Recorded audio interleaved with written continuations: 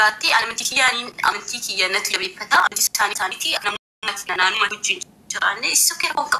Kama nama amantii sama orduuf wal namni amantii islaamaa orduuf wajjiidhaan barbaade nama biyyi wajji galuurraa nama biyya keetii nama afaan kan kee dubbatu wajjin galuu si guyyaa maal jennaan tokkoof biyya maati.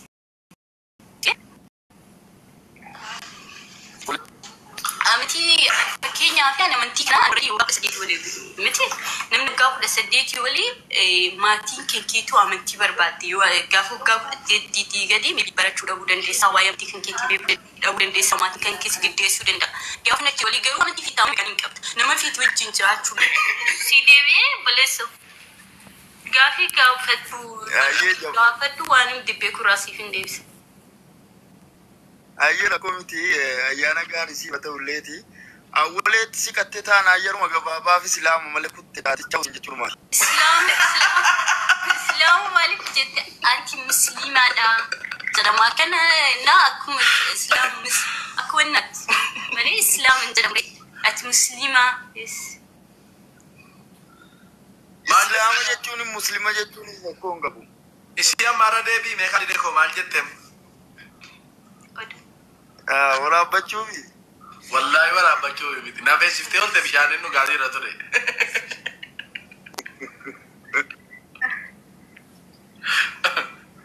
si awwannan garasir rabradde mal intelligent gadufte kesa natti mata turte sila momana ke jalatti na rabsiti bette mucaan kun arrabu makkamin garo fi defate jedetina jaayibatu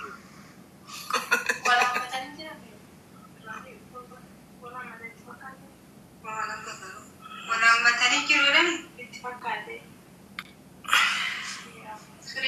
mucaan dalleetu qeen jiru koomintii keessan argaan jira baazawee nurraa gubbaa maal jechuudha sina siraati. Barsiisaa waajii welcome. Bagana gaanne daan jirtu nagumaa sin. Jirra amma gareen shahadaa akkanatti kiristaana tokko nanna nagaa ol bira taa'ee naasaa jedhee kaalidiin gaaffii gaafannaa ni waaji. Amma tallikuu islaamaa ayyaanarra jirti. Hojii ayyaaneffachuu dhiisus sittaa tolu namin jennee biruma xaxabataa jirra. Jennaani kaalid maal jedhe beektaa? Ati islaamaa jedhee jetteen ennaan maaliif na gaafattee jettee mucaan? Awwaleetti sittee jiraata taanaan nagaatti siin jechuudhumaafi jedhe. Nagee ture amma. Bishaan namni eessisee olee waa jiruudha. Mee akkam jirtu dursa warri amantootallee nageenyis ni baay'atu hundumti keessanii. Hayaat feebii Hojjetaan Zalaalem fikirii hawwii hundi keessanuu geechoo awwalee baga jiraattanii kaalid siifillee nagaan siifa baay'atu obboleetti si jiraan maqaa isheen beeku ani awwalee kadijjaa yoon itti jedhanatti artila. Samira ayyee Samira nagaa keeti. Nagaa alhamdulillah. Ayyee ilaali Samira ati yeroo si ilaalu mucaa nagaa fakkaata. Kanatti na waleen faas si wajjin dabarsuun isaaniin gaariidhuma jedhee yaada. Ati yoo waliin amantaa tokko walitti hin qabdan ta'eyyuu ati namummaa keetiif jaallatamu kabajamu qabdan biratti. Eenyuyyuu kanumatti amannaa jechuun nuti amantoonni warri kiristaanaa namni namummaa isaatiin jaallatamu kabajamuu qaba. Akkasuma nu bira wanti jiru isin jibbammaa waliin isuma dhuguma otoo isaan arrabsitammaa waliin arrabsuutti hin deebisa tasuma nama gasti kanarra kan jiru keessaa namni tokko namni jibba irraa qabu hin jiru. Otoo waan rakkattee si gargaaruudhaaf nuti kallattii kamiinuu qophiidha. Kanaan dagatiin jechuudha yeroo hundumaa. Lammaffaa immoo amma satasteessu kana namoonni ganaa boositti doolu jechuudha. Waan nama kan jechaa jiru kuni waan inni qofa haasa'u miti beeki. Ganaa makan keessaa sitti barreessuu kan bariileessi rabsuu subhaanallaa kaafiraa jin oolte nyaatte dhudhe kan nagaasitti kun lakkoofsan qabu jechuudha. Kana yaadini jabaadhu nuti si jaallannaa waleenis baga si jin dabarsee baga fataan sanaa itti maarifamu xiqqoo keessa si maqaadheen tariisa si qajeelaadheen. Afaan kee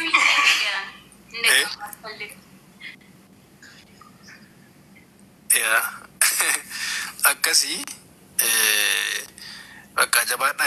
dabarsaa haasaa keessanitti fufaa sin dhaggeeffannaati. Maal jedha Oromootu haa taa'u jedhanii yaldeessi dhagaa galagalchee jedha. Ammaaf haa taa'u bira dabarra baay'eessa. Kana jennaan Kaalidee koo wanti hundinuu fedhiidha malee wanti giddiin hin jiru. Wanta tintalaan nagaatti jettuufis hin jiru jechuuf an jedhe Kaalidee. Keessumaa gara ijoollee namni lamaan tokko. No, kurrattu. Annan bu'an yeroo gaarii qabbaadha. Deemtaa? Gichinachi.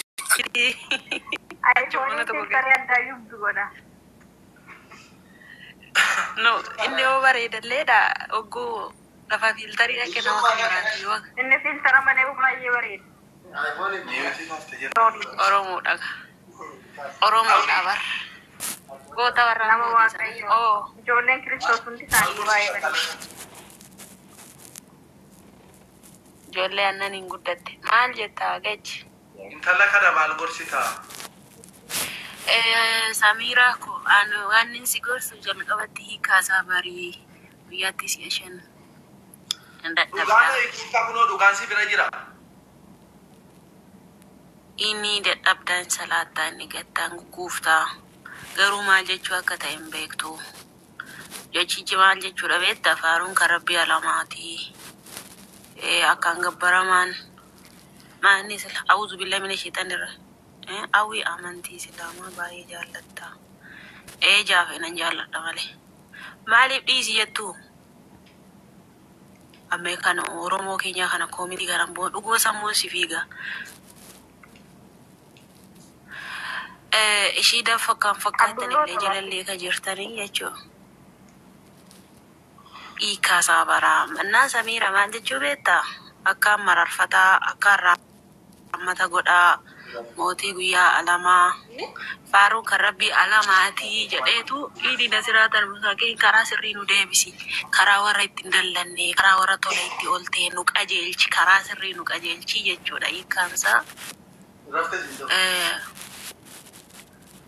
Kanaafi karaa sirrii nu qajeelcheeti gaafattu kun eenyu jennee adeemsuma sana keenya quraanuma keessa yoo barbaanne karaa sirrii nu qajeelchi karaa warra ittiin dallanne nu qajeelchi yoo jette muqan rabbi warra rabbitti dhiyaatan eenyu jedha quraanni karaan sirrii nu eessa jette quraanuma keessa karaa sirrii gaafachuudha. Karaa sirrii nu qajeelchi jedhee gaafata erga ta'e karaan sirriin eessa akka jiru suuratul Al-Maa'idaa suuraa boqonnaa 5ffaa ayata 44 gubbaarratti Iisaadhaaf injiila kennine. Injiila keessa karaa ifa qajeelina waan hundumaa toora galchinee buusnee jirra jedha. Karaa sirrii nu qajeelchi inni jedhu kun hifti injiila keessa jira. Karaan qajeelinni injiila keessa jira gaafa jedhu injiila keessa karaa sana barbaaduun dirqamaa jechuudha. Muqarraba rabbii jedhee kana yaanni yaamusi suuraa 19 suuratul Maariyaam ayata 20-21 irra dhattee olaaltee namoota hundumaa fi raajii akka ta'utti inni jecha duratti murtaa'e ta'eera. Ka warra rabbitti dhiyeeffaman irraa isa akka ta'e jedha. Na rabbitti dhiyoon Iisaa jedhee dhaqqaaba. Hadis ada serta. No ayat Qur'aana nazar. Waa'ee amantii Wallahi, mashallah.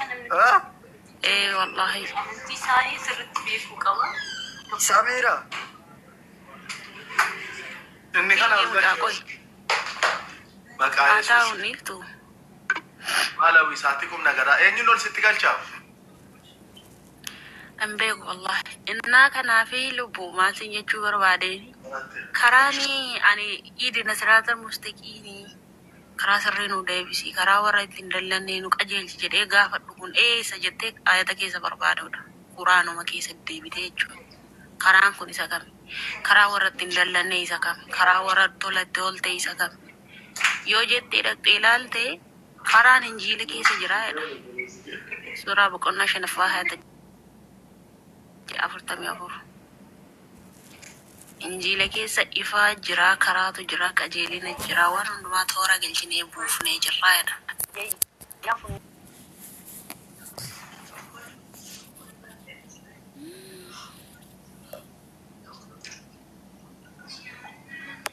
asirratti nama arganiin namarratti bilbilan jirii akkan ta'u. Innaa karicha kanaa injiila keessa gaafa barbaannu lafa tokkotti arganna.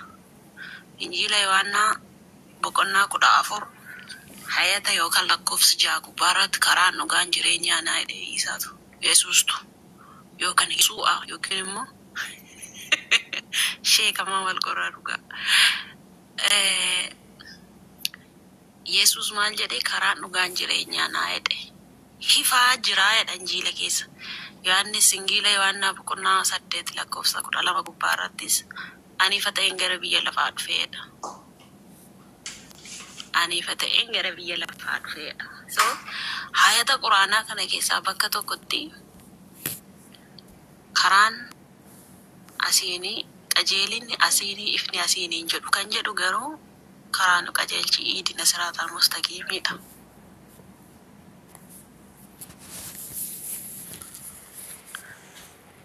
Angaafiin qabu nabiyyiin sallallahu alaihi wasallam waggaa 1447 kunoo har'a kabajanii waggaa kana guutuu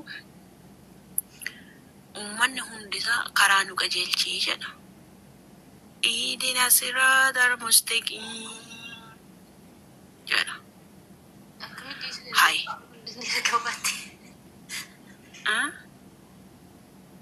Innaa karaa nu qajeelchii. Yaa karaa nu qajeelchii karaa warra ittiin dallannee nu qajeelchii jedha. Duuba yoom karaa argata ummanni kun? Karaan kun hoo eessa? Amma fakkeenyaaf otoon si gaafadhee rabbiin karaa qajeeltuu naa kennee islaamummaa rabbitu naa kennee.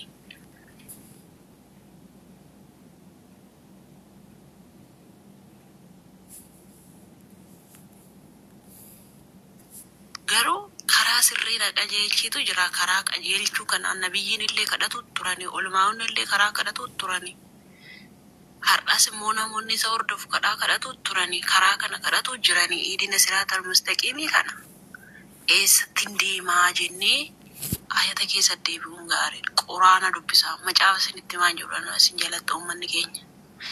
Quraanama keessa dhaqxanii ilaaltan dhugaa waaqayyo isinii hima dubbii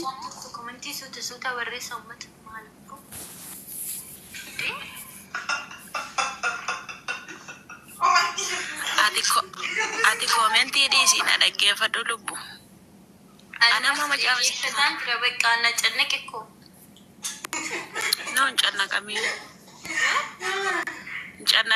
cannaqamiin. No, of course si cinqa maaliif beektaa?